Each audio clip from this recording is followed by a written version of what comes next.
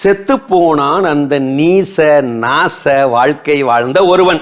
நரகத்திற்குள் திணிக்கப்பட்டான். அங்கே 3 விதமான தண்டனைகள் தெரிந்தன.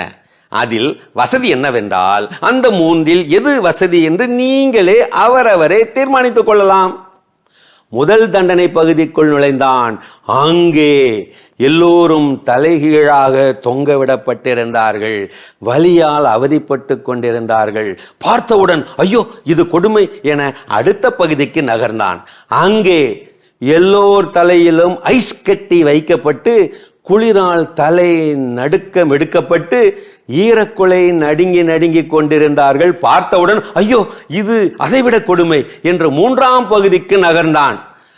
அங்கே பார்த்தவனுக்கு ஒரே வியப்பு.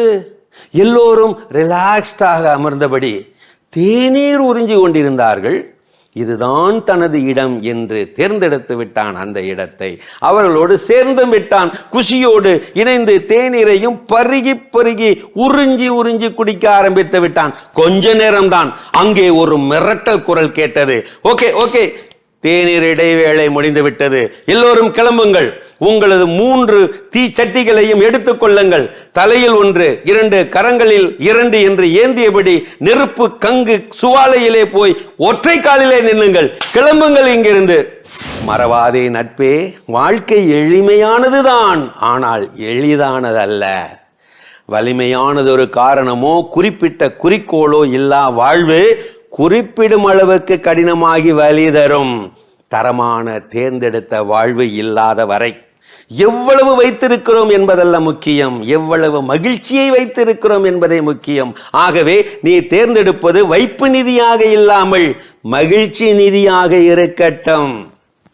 எல்லோரும் பயணிகள் தான், அவரவர் பாதையில் அற்புதமான பயணிகள் தான். நீ பயணம் செய்ய வேண்டிய பாதையை நீயே தேர்ந்தெடு. சூசகமாய், சூதானமாய், சுதந்திரமாய். முடிவெடுக்கும் முன் 1000 முறை வேண்டுமானாலும் யோசி. ஆனால் முடிவெடுத்த பின் 1000 தடைகள் வந்தாலும் அரை நிமிடம் கூட யோசிக்காதே, பின்வாங்காதே. முன் வாங்கி முன்னேறு. எனக்கு நடந்தது என்பது 10% அதை நான் எப்படி எதிர்கொண்டேன் என்பது 90% கொண்டதுதான் வாழ்க்கை.